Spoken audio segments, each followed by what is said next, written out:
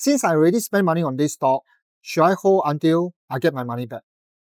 Now this question has no easy answer.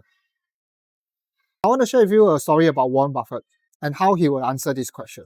Now you see, Warren Buffett has been shaped by 3 different teachers. The first person is Benjamin Graham. We know that he is actually the godfather in value investing. And what Warren Buffett learned from Benjamin Graham was to focus on the financial statements.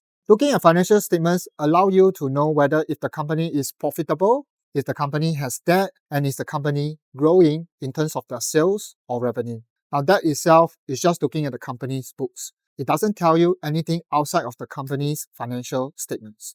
The next person is Philip Fisher. When Warren Buffett met Philip Fisher, he told him about what we call the qualitative factors, which is known as the things happening outside the company's financial books. So Philip Fisher focused on things like the management, as well as things that happens on the ground. Sometimes you will look for interviews or even the employee's opinion about the company. And of course, the last person will be Charlie Munger. So Charlie Munger shaped Warren Buffett by buying good companies at a fair price. What he meant was, instead of focusing on just the company books, look for a company that is actually growing because of their dominance in the marketplace. Of all these 3 teachers, one of the elements that you can apply is the management. Because the CEO is actually someone who actually runs the company. And where can you get this information?